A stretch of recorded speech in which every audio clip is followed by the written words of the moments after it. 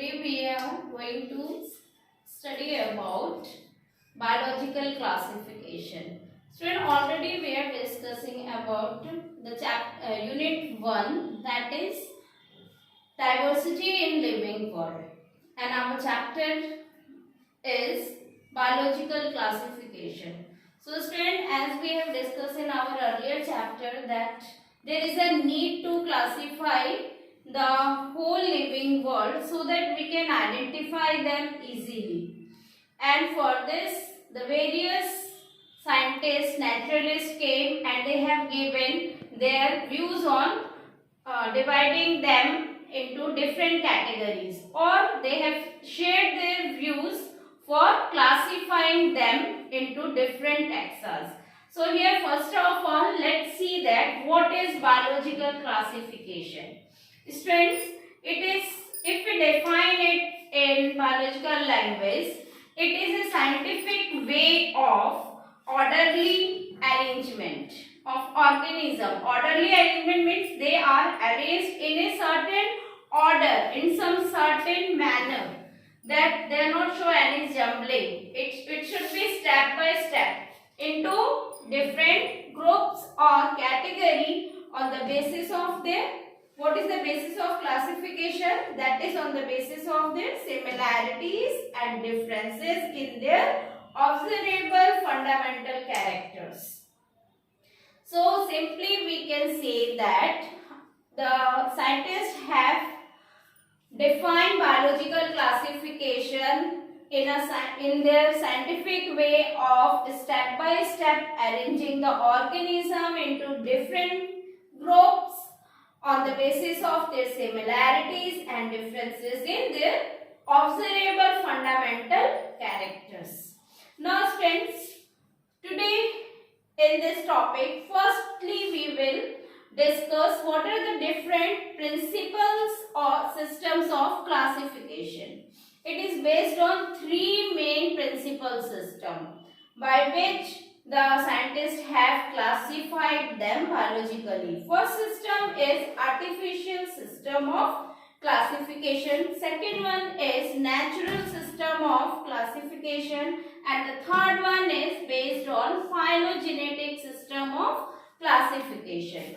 Now students, what is artificial system of classification?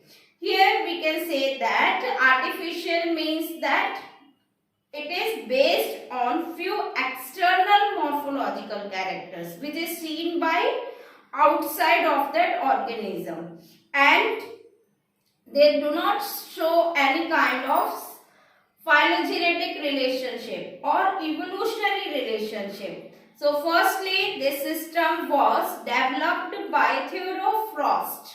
He has classified the plants by seeing their green color leaves as trees, shrubs, undershrubs and herbs. So just by seeing them outside or externally through morphological parts, the Theodore Frost has classified them. So we can say that artificial system of classification results in placing of unrelated organism in their groups, not so proper way. Second principal system is our natural system of classification. This system is based on the overall morphological along with anatomical characters which indicate natural relationship among organisms. Like it is also showing morphological similarity as well as anatomical similarity related with the embryology. Embryology means here it is the study of the different embryos, embryonic stages.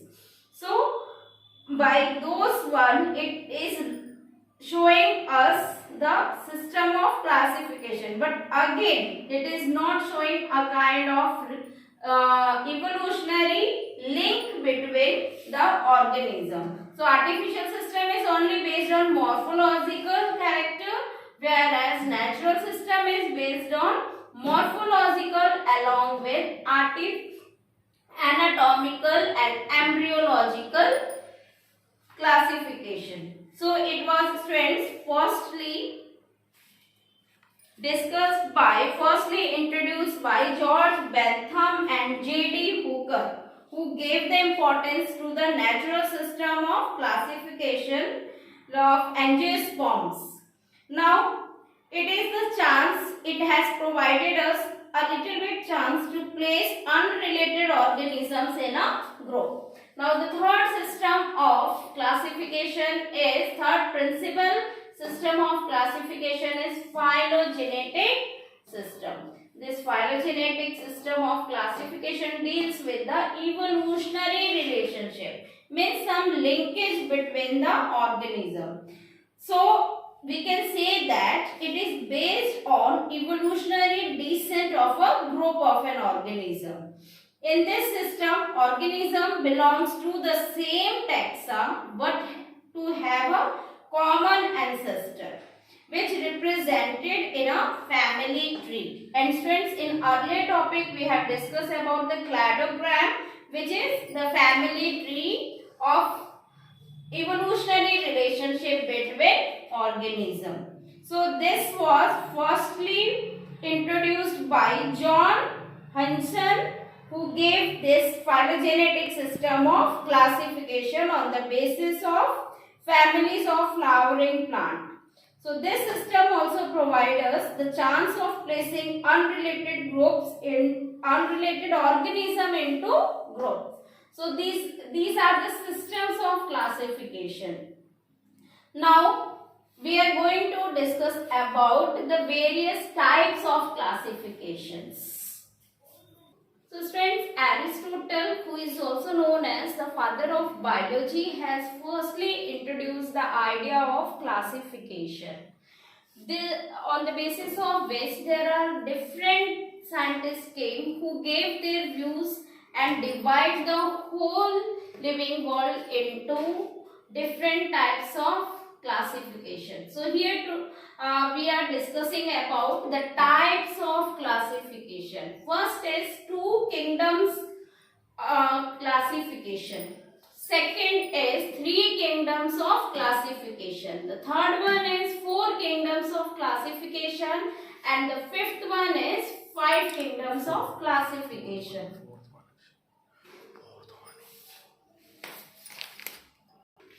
Now let's see what were the main points of two kingdoms of classification. So it was given by Carl Linnaeus in year 1758. He has classified the whole living world into two kingdoms, which were Plantae and Animalia. Mainly his basis of classification was just only the process of autotrophic nutrition and heterotrophic nutrition. Plantae were having the green pigment chlorophyll, so they all were doing photosynthesis. And animals which were lack of photosynthetic pigment, so they were heterotrophic in nature. So on the basis of photosynthesis, Carl Linnaeus has classified the whole living world into Plantae and Animalia. But this kingdom of classification was later on rejected, as it consists of various demerits. What were the demerits? It was mainly first Euglena, a kind of organism which was looking like plant as well as animals both.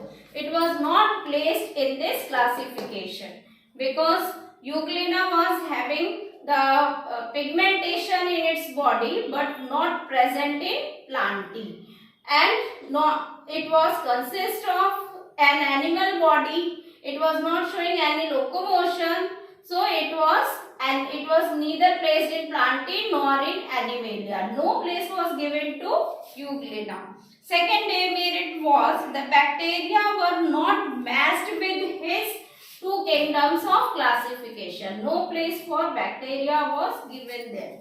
And fungi as well as sponges, these organisms were also not introduced in them. So unicellular algae, that is Chlamydomonas, which is being a motile organism, was also not having any place in this kingdom of classification. So later on it gets rejected, and again there was three kingdoms of classification introduced. This kingdom was firstly introduced by scientist Ernest Haeckel, who has developed these three kingdoms of classification as 1866. In this one, he has introduced a new kingdom as protistans. These protista include a kind of organism which was, few of them were having the pigmentation, few of them were not having the pigmentation. So he has clearly mentioned them as a new cells or eukaryotic organism and keep them in protista. Ernest Haeckel developed this as a three kingdoms of classification. His main basis of classification was the type of cell. Okay, so now, but later again this system was also rejected because of following demerits. What were its demerits? That heterotrophic bacteria and fungi were not having any place in these three kingdoms. So this was the main reason of rejection of three kingdoms of classification. Now the next kingdom was four kingdoms of classification. This is the third one type of classification that was developed by the scientist Herbert Copeland in 1956. He has given it as in 1956.